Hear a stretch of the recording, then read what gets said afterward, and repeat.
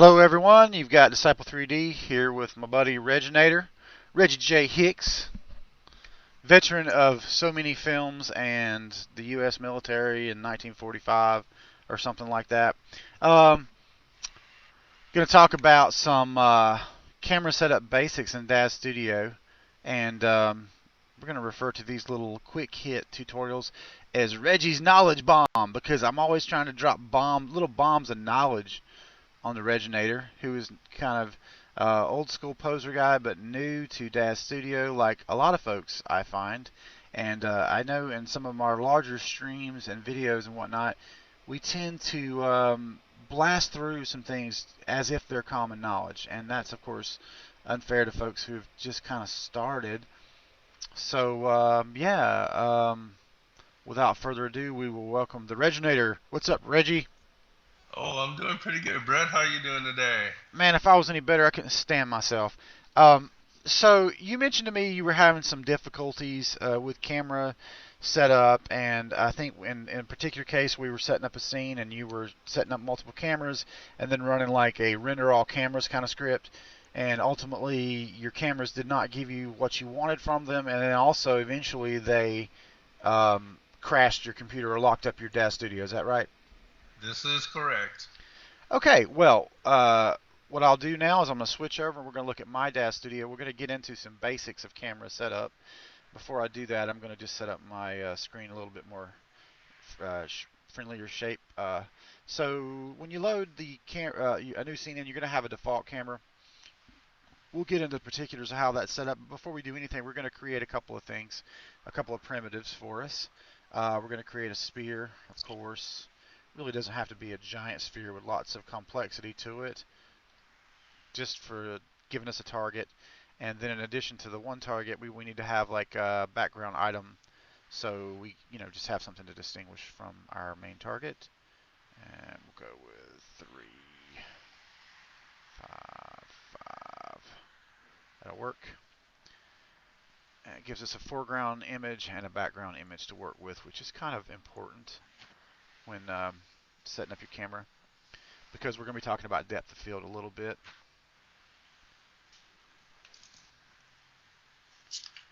And then we will just create a ground plane.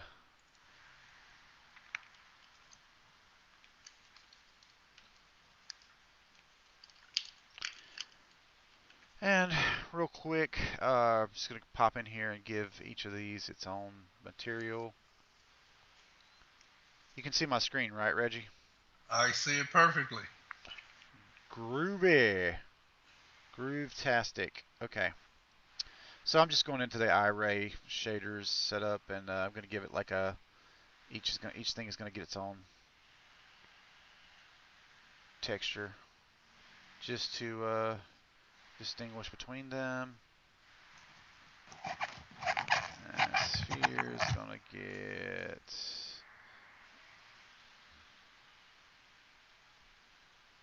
Okay, so we're going to turn on NVIDIA Preview. Um, we've actually still got a bit of our last HDRI in the scene, which is not something that I intended to have. Let's see if we can get rid of that, or just replace it with something a little bit more inducive to seeing our camera setup. So we're going to go to Render Presets, see what kind of business we got going on here. Actually, what I really want is something just plain. At some point, I had set up a let's see if that. There we go. That's what we want right there.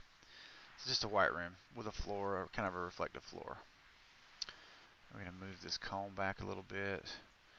And kind of notice what tabs that I'm working in here. I'm not going to always call that stuff out. We'll take our sphere, we're going to size it down just a little bit. And I'm moving kind of fast because obviously the point here is just how we set the camera up. So generally speaking, you have a default camera, and we'll just examine. So this is the default camera. Just happened to be in that particular placement, and we're going to just kind of customize it to get it like we want. Lots of times, if I'm doing render preview, I will create I'll change the default camera, or I'll create a camera called pose camera with the light intentionally turned on, not auto, but turned actually on, and this will let me see what I'm setting up, before I go into NVIDIA preview mode. But so let's say that we want a camera and we want the pyramid to appear way back in the distance. Now this is something I actually showed you yesterday with the full scene when we were working with the cemetery path, available at Renderosity. Cha-ching! But so I'm going to select the camera in the scene tab. That's the default camera. I'm going to go in here and click on camera, and I'm going to turn on. We see the default camera. So we see that right now, as it sits, the depth of field pretty much hits our target right where it needs to be, which is great, because we want that to be in focus, but then things further away to be out of focus. But this is a very, very narrow field of focus, and the more narrow field of focus, the more it has to blow out other objects, and the more it blows out those other objects, actually the more memory it uses up, especially on a big render that you're going to let run a while. So if you're on a really long view like this, you don't want your depth of field to be so tight. It could be something more like that. Now, if you were trying to like highlight someone's hand holding a gun, and their face is very close to the gun, you could go down with a narrow one, right? But it's just going to make it a tougher render for the CPU to process. So we're going to make it like kind of a, 50, f-stop of 50, something like that. Now, we're going to go back to the default camera and see our camera. So, like, let's say we look at this and we go, oh, well, I still really can't see what I intended to see in the background. You can always mess with the focal length right here, and sort of lets you frame it up the way you want. Also frame width, which in this case seems to do sort of the same thing. But however you mess with that, what you want to do is when you're done, you want to come back and look at the camera in perspective and ensure that this dot is kind of near your target, and that the f-stop is not somewhere beside your target or not inverted somehow, because sometimes that can happen when you're messing with the camera. So that's your basic camera setup right there. Yeah, so we'll look back and get into the default camera, and then we'll just do an NVIDIA preview render, and this should look roughly like what you're looking at, and then you can actually do the render itself. And it occurs to me that you're not going to notice a whole lot because of this white background, but should there be like a background behind that, like a sky background or what have you, it's gonna be nice and out of focus as intended. Just trying to see if we had one I could just throw on here, but I don't think I have anything handy. Well, here's a couple. Radiance Pro Series, nope. Real World HDR, nope. Cameras, getting into a whole other ball of wax right there. Skies of Irradiance, that's what I was looking for. There we go. So let's go and give it something like this, sort of a Egypt type orange sun. Just do a quick render. That's totally interesting. It did not even apply. I'm not quite sure why it didn't. It's awesome when that can happen when you're right in the middle of a tutorial, though. Haha. So let's see what's going on here.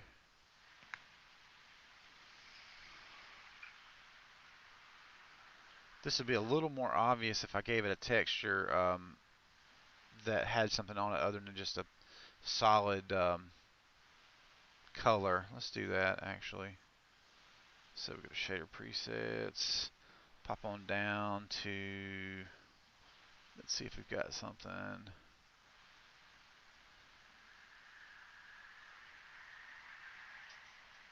Yeah, so here once it renders out, you can make out that this is out of focus and your foreground is more in focus.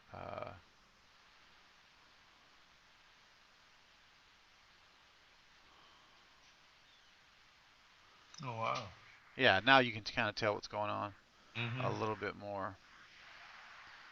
Trying to think of maybe something even more. Um,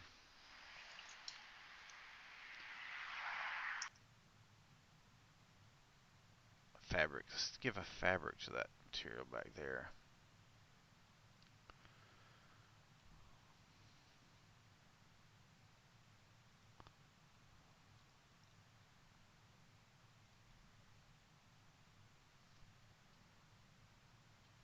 That I applied earlier turns off the sky dome. No, that's definitely not the case. Environments. Let's try one more, giving it a sky to look at. Let's see, we're looking for render presets or light presets. Procedural.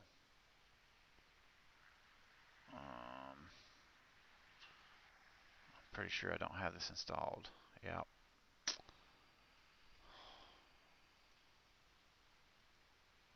Presets. Oh, it was installed, oddly enough. Okay. So now we're kind of getting into the area where we can kind of tell what we're doing here, which is great.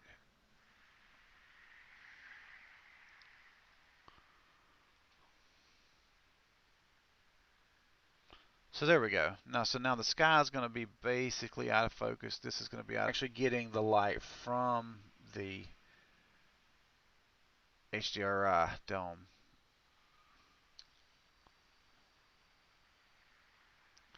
And actually, I did want to check one more thing.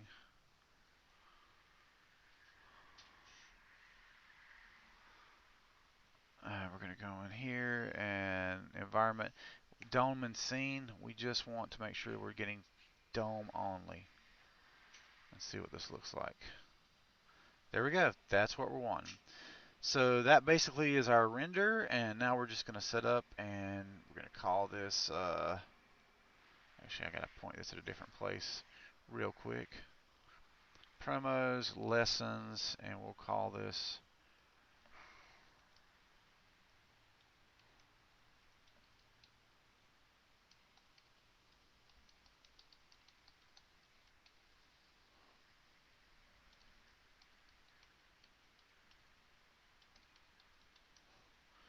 and because there's not much in the scene, we only need about, like, we'll give it 1,000.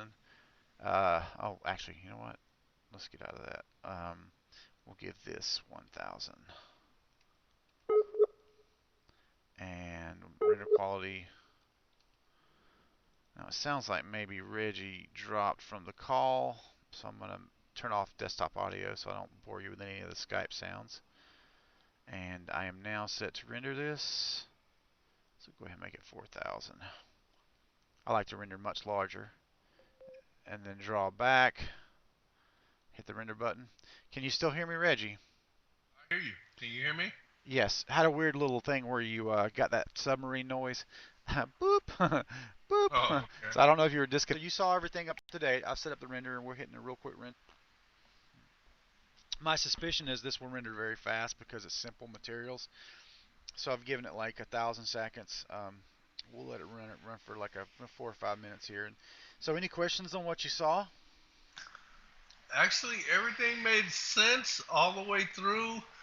I wanted to know when you went to the f-stop and you Yes. started doing the adjustments Yes. for the depth of field, how did you get that camera to light up like that?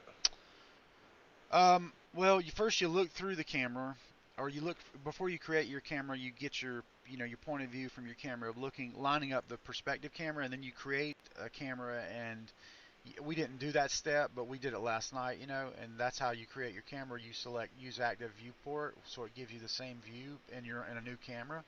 And then it's just a matter of looking through the camera and pointing it to get it at what you want it to be pointed at, Mm-hmm. And then pretty much it's pointing in a straight line. So once you make the other changes, they're just kind of going straight out from the point of origin of the camera in a straight line. Okay, so once you select the camera and you're looking through the camera, that's what. Yep. Because I noticed some of the characters I had to point at the camera, but I guess I was too close, or the depth of field was too far away because it was really out of focus. Yes, yes, that's probably what happened. You didn't like so the f-stop and all that. It only matters if you've got the turn depth of field on. If you have depth of field off, it's just gonna everything's gonna be in focus. So when you're looking for that effect of the background being out of focus, you just got to make sure that you get that little square when you start messing with the f-stop, that the little round target ball is near what you want it to be targeted on, and then the f-stop is like not intersecting with it, so it's in the middle somewhere of that f-stop, right? Okay, Your little how do you f-stop get? box. How do you actually see that? I saw like the little invisible line showing the little target ball, a line, and then the f-stop windows that open and close. Yeah. So the way you see that is get into another Well, camera with mm-hmm. with your camera selected. I'm gonna cancel this render for a second. I can't with your camera selected. Um, oh, perfect timing. I know our stream is not doing well. I have noticed it's been kind of popping on and off. Hopefully it'll all be on there when all is said and done. But so you go to this to perspective view. Here's my camera. See, I turn it on and off right there. You see it's selected. And then I go into parameters and I go into camera. And f-stop, you see how it squeezes in the box? Yes. See, I'm still in focus, and then focal Mm-hmm. distance moves it in and out. So it's somewhere in the middle there, right? Like there's that little green line is sort of the center of focus. You see it right at the front Okay. of the sphere, and then I just move it to where I want it to be, and if and I adjust the f-stop accordingly. And that's pretty much how you do that. That's how you target that. Let's see if that render actually turned out. I don't know if it did, but we'll try it. We did it real quick. I suspect, yeah, okay. So because there's not much material, I mean, I gave it a lot longer to render than it had.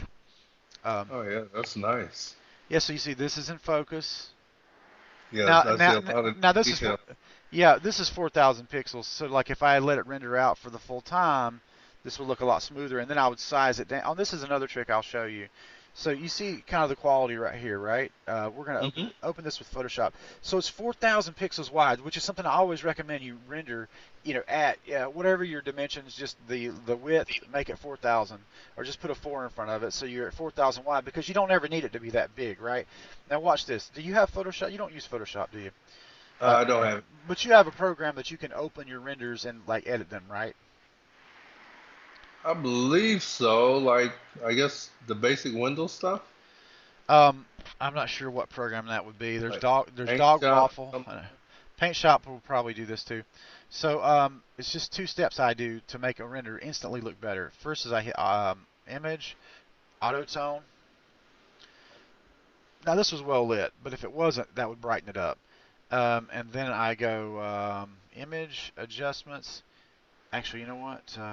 Image size. See, this is 4,000, right? I just changed this to 1,000 and watch what happens to the quality. It scrunches in and all these little fireflies disappear. And then if you view it at 100%, to the eye, it looks almost the same, but you've gotten rid of a lot of those extra little dots. Now, again, we only rendered this for 2 minutes, right? Mm-hmm. But now, that is actually kind of done. And then like if I'm using Photoshop, I can go crazy with whatever kind of filter that I want to apply on that, and yeah, do all kinds of stuff in post. Oh wow. Yeah, yeah, just giving you like an idea there. Arkham's one of my favorites. I use it a lot.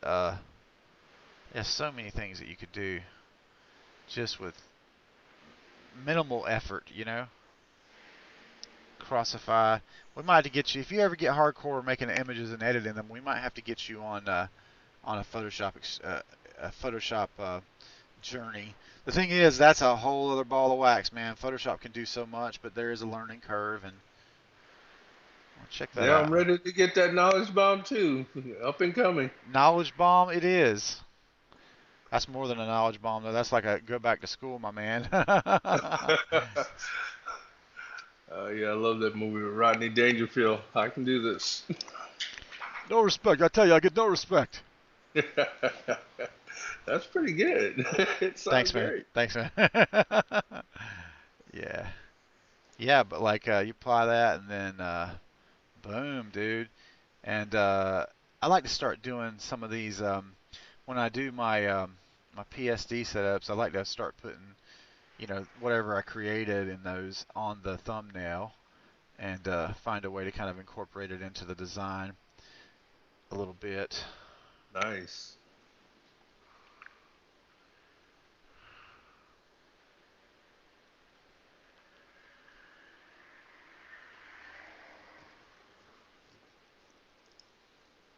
We gotta deal with Reggie's knowledge bomb being too big.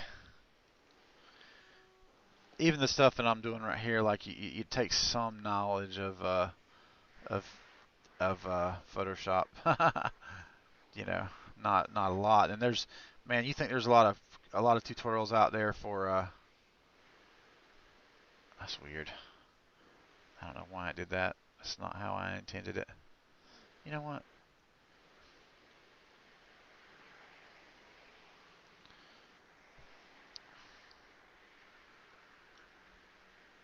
Huh. Uh, I was bragging on myself too quick, Reggie. You ever do that? Celebrated too early. Celebrated too early. Yes, I did. I truly Workspace. do. Workspace. Come on. What's going on with my font situation here? There's a panel. Make it like 172. Boom. And character panel is what it's called. Yeah. Character. Just make that auto. Then I should sort of sort that out. Yeah. Was not thinking clearly when I did this. Left align. Alright, now let's make it all fit. 72. Reggie's knowledge bomb. What the garbage?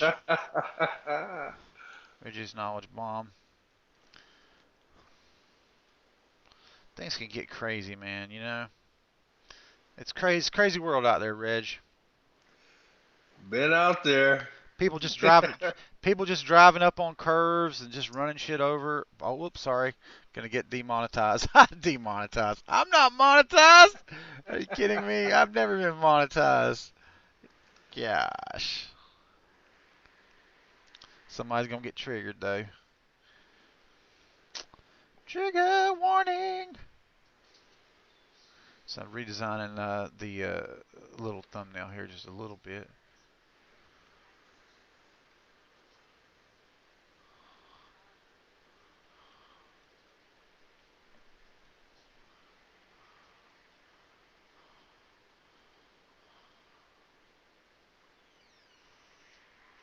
Logo. So you're getting a crash. What? You were getting a crash course in Photoshop.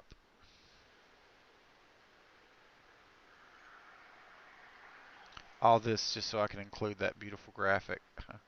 Reggie's knowledge bomb. Let's just make that different. God, I can get caught up in fontography big time. Ain't nobody happy with taking that kind of time. But it's all for you, Reg. It's all for the active Diciple3D. You know, when we get with those 2,000 people that join our stream every Friday. I almost choked saying that. I believe it'll happen. Once people start seeing, I mean, there's a lot of people out there that really don't know anything about the tools behind the tools. The truth So is, much hidden stuff in Daz. It's incredible. it's truly, it's getting more and more like a Photoshop, where you really have to kind of be well versed in it for many years. And like a lot of the stuff that I know how to do now, I just take it completely for granted, and that's the problem. When I start talking in these streams and stuff, it's like it's just so fast, and people are like, and I used to complain about Les the same way on the ZBrush stuff. He would just go so fast. I'm like, dude, I have no idea how you did this thing right here. He's like, oh, I just use a shortcut, and on top of that, he has a custom layout, so even if I knew what he pressed, it wouldn't work on mine. So I'm like, bro, let's get real with this, okay? Let's get Yeah, real. sometimes you gotta go press this button. Yep. And military left, not the right. You Military you left. you like that one, Love don't you? it. I love it. I absolutely love it. Yeah, sometimes I'm showing Reggie stuff, and I'll say to the right, he'll start moving left, and I'll be like, your military left, or your military right. That's been said to me 100 times though by drill instructors. So Yeah, I remember. I had a great group of drill instructors. I actually really legitimately liked them. They only really busted my butt once, and I deserved it. So, but they were kind of like near the end of their cycle being drill instructors, and they were just super chill. They were Hmm. they were funny dudes, man. I think about them once in a while. Okay. Gosh, I gotta get something I can live with here, but this is all just so off balance. It's really bugging me. It's kind of hard to have that image over there, I guess. We'll just keep that with this. This I can live with. Here we go. Okay. Um.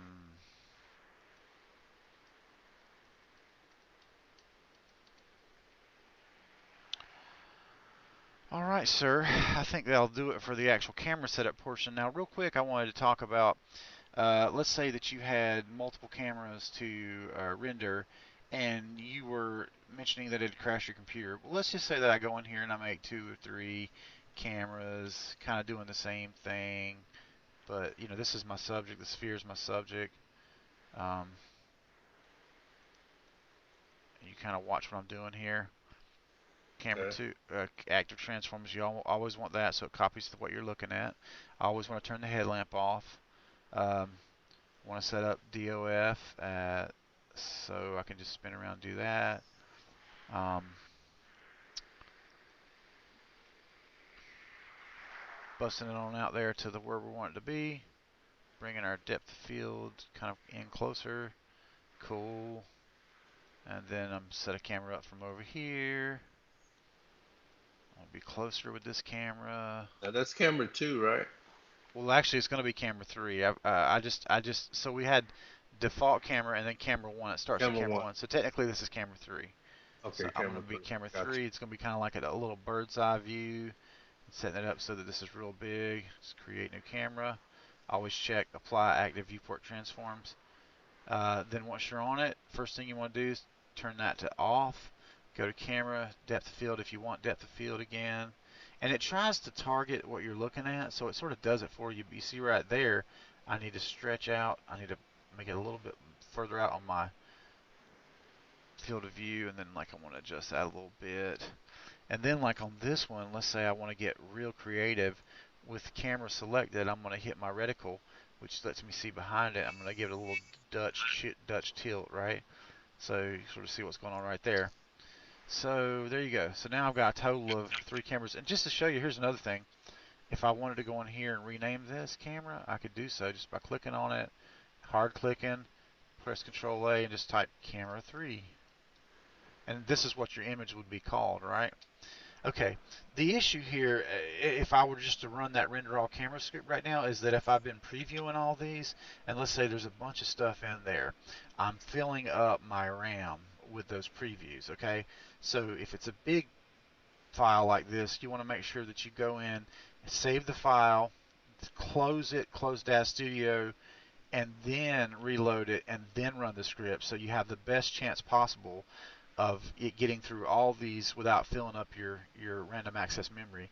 Um, Also, you want to make sure you have all your browsers closed. Any other apps that you're not using, you want to have those turned off so that Daz Studio has the most memory available to it to run renders. And then there that's pretty much how you do it.